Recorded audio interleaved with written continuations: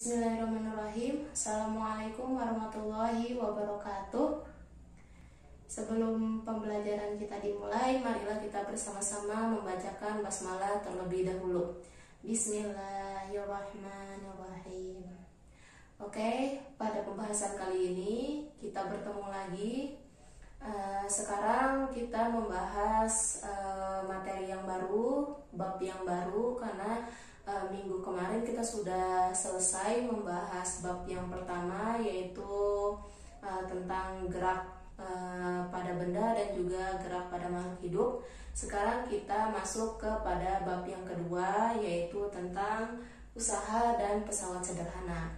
Karena memang pembahasannya sangat sedikit, jadi insya Allah kita akan bereskan satu bab ini dalam satu kali pertemuan. Untuk itu, anak-anak semuanya, kalian harus fokus, sediakan alat tulisnya, kemudian catat yang ada di papan tulis yang sudah ibu tulis. Nanti kita sama-sama belajar. Oke, langsung saja kita akan membahas materi tentang usaha dan pesawat sederhana. Pada bab kali ini kita lebih fokus kepada materi fisika. Jadi usaha dan pesawat sederhana merupakan materi fisika, yakni yang berkaitan erat dengan hitung-hitungan dan juga rumus-rumusan ya. Walaupun demikian, untuk bagian hitung-hitungannya tidak terlalu banyak, karena yang biasa keluar di ulangan itu di bagian usaha ya. Kalau untuk yang pesawat sederhana, itu tidak terlalu dibahas untuk yang hitung-hitungannya, hanya lebih berfokus kepada konsep dan juga teorinya. Maka dari itu kalian harus lebih fokus, dengarkan baik-baik apa yang ibu jelaskan dan juga apa yang tertera di papan tulis. Oke, langsung saja. Usaha dan pesawat sederhana ini merupakan dua konsep yang akan kita bahas dalam satu bab, yaitu ada usaha dan juga pesawat sederhana. Walaupun demikian, usaha dan pesawat sederhana ini saling melengkapi gitu, saling berhubungan ya. Tidak ada usaha tanpa adanya pesawat sederhana, tidak ada pesawat sederhana tanpa adanya usaha. Jadi kita bahas satu persatu. Yang pertama adalah usaha. Nah, perlu digarisbawahi di sini bahwa usaha di dalam kehidupan kita sehari-hari itu berbeda dengan usaha yang ada di IPA ya. Perhatikan baik-baik. Jadi digarisbawahi lagi, diingatkan kembali bahwa usaha yang ada di kehidupan kita itu berbeda dengan usaha yang ada di pembelajaran IPA ya. Jadi jangan sampai disamakan seperti itu.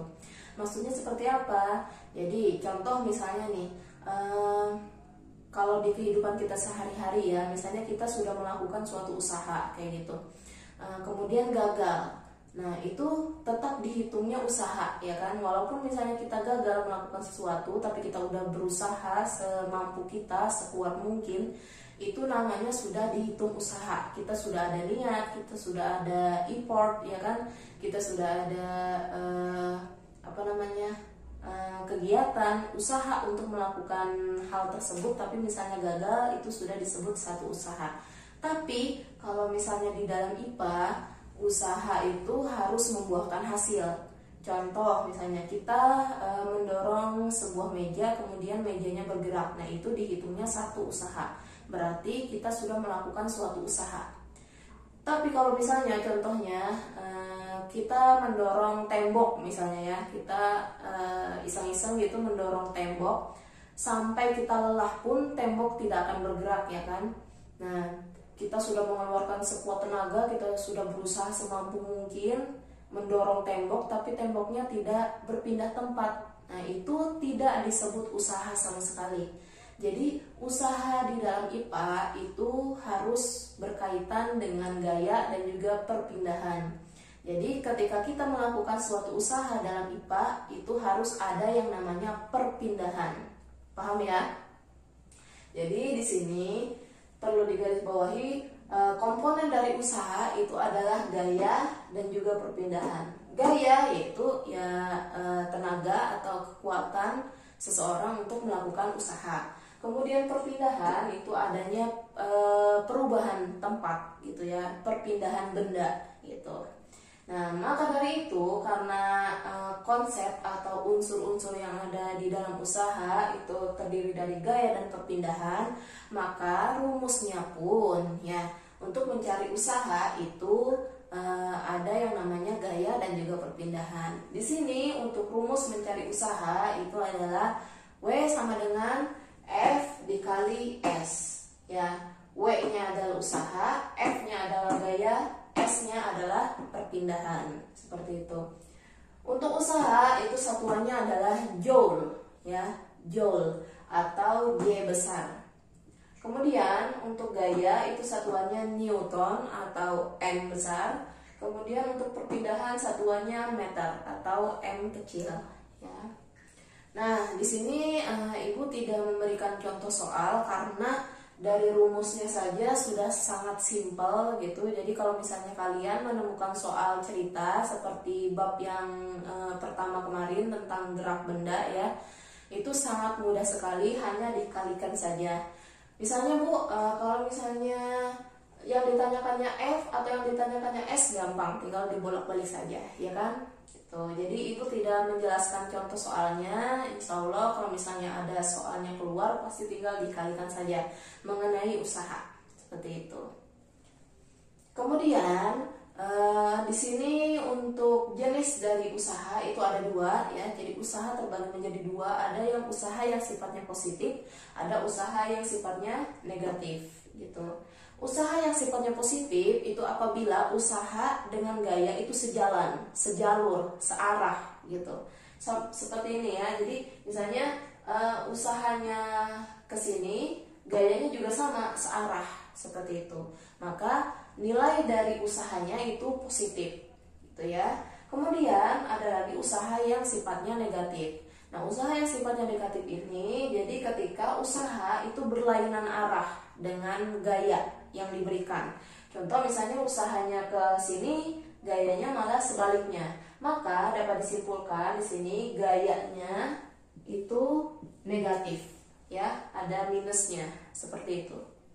Jadi kalau misalnya ini tentang arah saja ya, positif dan juga negatif, seperti itu. Oke, selanjutnya yaitu pembahasan tentang pesawat sederhana, ya. Jadi di sini pesawat sederhana itu bukan berarti pesawat beneran gitu, terus kemudian desainnya sederhana, bukan ya.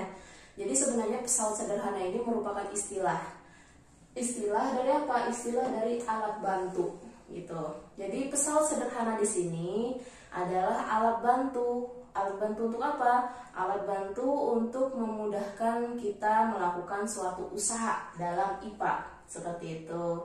Jadi di sini makanya tadi Ibu jelaskan di awal-awal, usaha dan juga pesawat sederhana ini sangat berhubungan erat gitu.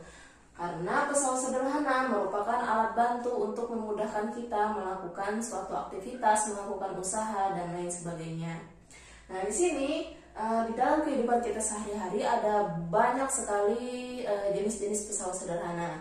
Nah, kalau di sini terbagi menjadi 4 ya, ada katrol, ada roda, ada bidang miring dan juga ada tuas atau pengungkit gitu. Nah, kita akan bahas satu persatu ya, sambil dibuka juga LKS-nya yang bagian jenis-jenis pesawat sederhana, bisa kalian baca juga sambil Ibu jelaskan.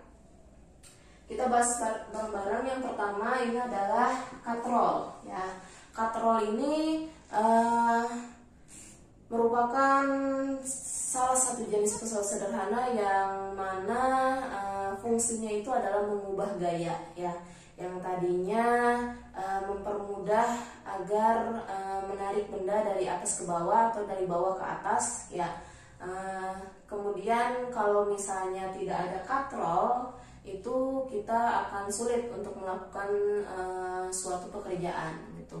Contoh salah satunya pada sumur ya kan, ketika kita mengambil air di sumur, itu tali yang untuk menarik air, untuk menarik ember di dalam sumur itu kan menggunakan katrol ya. Katrol itu merupakan sejenis roda seperti itu, tapi yang digantung gitu. Fungsinya untuk menarik benda ya, bisa dari bawah ke atas atau dari atas ke bawah, seperti itu. Kalau misalnya kita tidak menggunakan katrol pada timbaan sumur, itu pasti akan lebih sulit ya. Kita akan membutuhkan tenaga yang lebih besar. Kita akan memerlukan gaya yang lebih besar untuk bisa mengangkat air dari bawah sumur ke atas gitu. Tapi dengan adanya katrol semua lebih mudah. Kemudian contoh yang lain juga ada pada tiang bendera, ya kan? Ya, di bagian ujung paling atas itu tiang bendera itu ada katrolnya. Gunanya untuk apa? Ya gunanya untuk menarik bendera dari atas ke bawah atau dari bawah ke atas. Biar lebih mudah gitu. Kita tinggal tarik-tarik aja kan gitu. Kemudian selanjutnya ada roda. Ya. Kita di sini juga sangat tahu sekali roda itu pasti berfungsi untuk mempermudah kita dalam melakukan suatu usaha, dalam melakukan suatu kegiatan ya. Tanpa adanya roda mungkin kita misalnya kalau mendorong meja atau mendorong sesuatu akan lebih besar gayanya ya kan, akan mendorongnya tenaganya lebih besar. Tapi dengan adanya roda, gaya yang diberikan juga akan lebih kecil, tenaga juga yang diberikan akan lebih kecil, waktu yang dibutuhkan juga akan lebih sedikit ya. Jadi semuanya lebih efisien, lebih efektif seperti itu. Di sini roda bisa digunakan pada berbagai jenis apapun, bisa di kendaraan misalnya, kemudian bisa juga di kursi roda, kemudian sepatu roda, ya macam-macam. Semuanya jika menggunakan roda itu akan lebih mudah. Kemudian selanjutnya ada bidang miring. Nah, bidang miring ini sebenarnya bisa yang tadinya berbentuk seperti persegi 4 atau persegi panjang yang diletakkan miring gitu. Fungsinya untuk apa? Fungsinya ini untuk memindahkan benda-benda yang dari atas ke bawah agar lebih efisien ya, agar tidak terlalu berat seperti itu. Contoh misalnya kita mau memindahkan tong yang besar yang penuh isi, atau misalnya galon ya dari atas truk misalnya ke bawah gitu. Kita tinggal menggunakan bidang miring saja ya. Nah, jadi tinggal digulingkan saja, ditidurkan dulu kemudian digulingkan seperti itu. Daripada yang harus dipanggul ya, itu akan memakan lebih banyak tenaga, akan memakan lebih banyak gaya dan lain sebagainya ya. Kemudian yang terakhir adalah tuas atau pengungkit. Nah, di sini dari sekian jenis pesawat sederhana, tuas atau pengungkitlah yang paling banyak contohnya di kehidupan kita sehari-hari. Kita tanpa kita sadari kita menggunakan berbagai jenis tuas atau pengungkit untuk memudahkan kita dalam melakukan kegiatan kita sehari-hari ya. Jadi saking banyaknya, tuas atau pengungkit ini dibagi menjadi 3 jenis. Ya. Ada jenis pertama, kemudian ada jenis kedua, dan ada jenis ketiga. Nah, ada pertama, kedua, dan ketiga. Nah, bedanya ketiga jenis tuas ini dari mana? Dari unsur tuas itu sendiri. Ya, unsur tuas atau pengungkit itu apa aja? Unsurnya ada 3, ada kuasa, ada titik tumpu, dan juga ada beban ya. Kuasa, titik tumpu, beban gitu.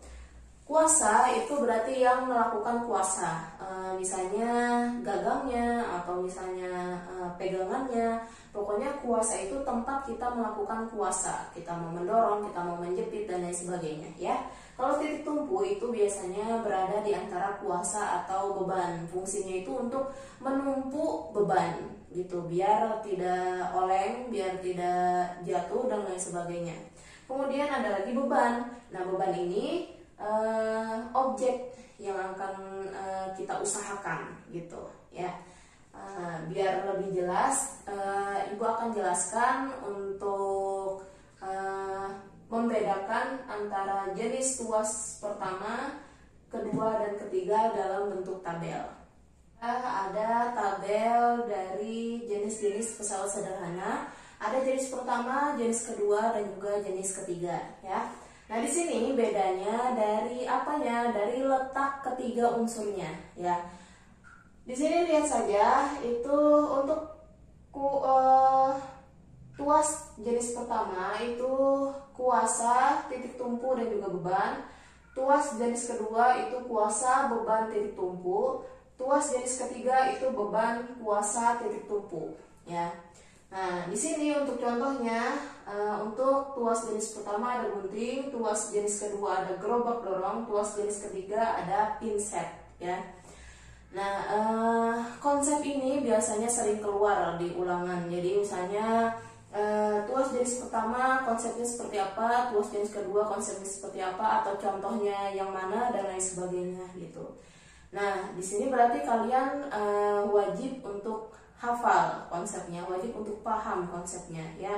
Ibu kasih tips, ada dua cara agar kalian bisa cepat untuk mempelajari bagaimana bisa membedakan tuas jenis pertama, kedua, dan juga ketiga. Cara yang pertama itu kalian tinggal hafalkan bagian tengahnya saja ya. Kalau misalnya tuas jenis pertama itu yang bagian tengahnya adalah titik tumpu gitu ya. Kalau misalnya tuas jenis kedua itu bagian tengahnya beban. Kalau misalnya tuas jenis ketiga itu bagian tengahnya adalah kuasa gitu. Jadi beda ya, berbeda semua kan gitu. Jadi tinggal hafalkan yang bagian tengahnya. Itu cara yang pertama. Kemudian cara yang kedua, kalian hafalkan contohnya saja. Misalnya tuas jenis pertama itu contohnya gunting. Secara tidak sadar, kalau misalnya kalian sudah hafal contoh tuas jenis pertama adalah gunting, pasti kalian juga akan relate, akan hafal dengan konsepnya. Contohnya saja, kita gambarkan saja kan, gambar gunting misalnya. Nah, ini udah ada gambar dari ketiga contoh ini. Maaf kalau misalnya jelek gambarnya ya, ibu hanya menggambarkan saja ya. Kalian mungkin nanti di rumah bisa lihat, barangkali ada yang punya gunting, ada yang punya gerobak dorong, atau ada yang punya pinset atau penjepit ya. Jadi kalian bisa lihat secara langsung gitu. Ini ibu gambarkan saja ya. Oke, tuas jenis pertama itu contohnya gunting. Sebenarnya ada banyak sekali contoh-contoh yang lain, tapi yang lebih relate dengan konsep tuas jenis pertama itu adalah gunting gitu. Tuas jenis kedua adalah gerobak dorong, tuas jenis ketiga adalah pinset. Tapi diingat ada banyak sekali contohnya ya. Jadi jangan cuma satu aja gitu. Oke, yang pertama adalah gunting untuk tuas jenis pertama. Nah, di sini udah ada gambarnya, ini gunting. Gunting ini di sini bagian kuasa, di sini bagian titik tumpu, dan juga di sini adalah beban. Ya, jadi kuasa itu berarti bagian pegangannya, tempat kita menggunting, gitu ya.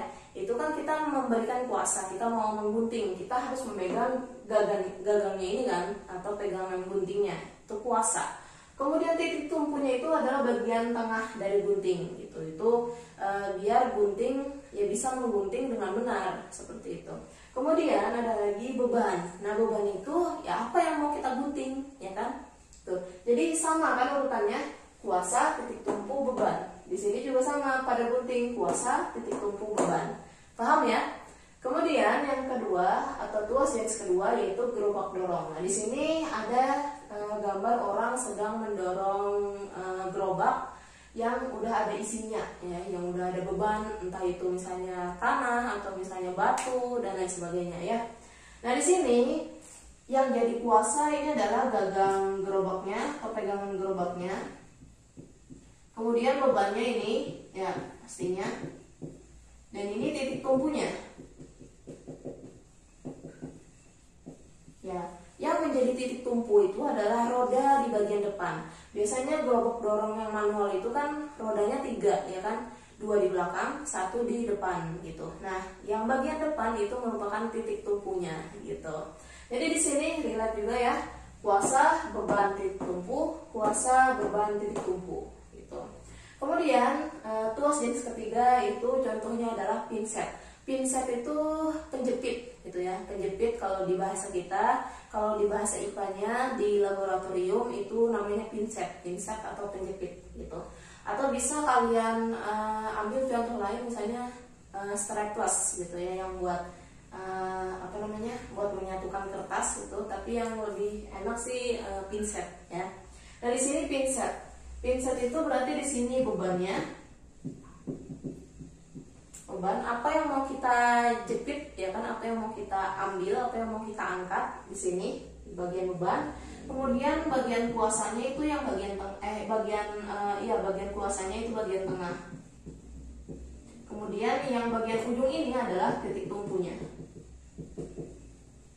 Nah ya, kalau misalnya pinset itu kan kita nggak mungkin menjepit itu di bagian ujungnya kan, pasti di bagian tengah gitu. Jadi kuasa itu ada di bagian tengahnya dari pinset gitu.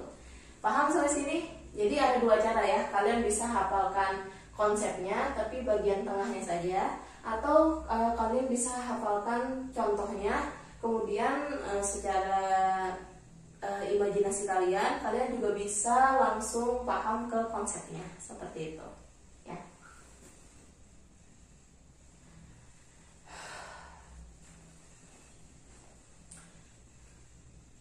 Oke, mungkin itu saja untuk pertemuan kali ini. Alhamdulillah untuk konsep usaha dan juga pesawat sederhana sudah selesai. Jadi kita sudah menyelesaikan satu bab ya dalam satu kali pertemuan. Nah untuk tugasnya ya simple saja. Kalian catat semua yang ibu catat, semua yang ibu tulis di papan tulis ya. Kemudian kalian catat di buku tulis kalian, kemudian kalian foto dan juga kalian kirimkan ke ibu via Japri WA ya. Tulis nama dan juga kelasnya yang lengkap ya, nama lengkap dan juga kelasnya. Kirimkan ke ibu Japri di WA, foto aja ya tuh. Kemudian juga jangan lupa untuk tugas yang minggu kemarin yang tugas akhir bab yang pertama itu juga dikerjakan, nanti dikumpulkan ketika ada pembelajaran tatap muka ya. Oke, mungkin itu saja untuk pertemuan kali ini. Insya Allah kita akan lanjutkan di pertemuan selanjutnya. Billahi taufiq wal hidayah. Wassalamualaikum warahmatullahi wabarakatuh.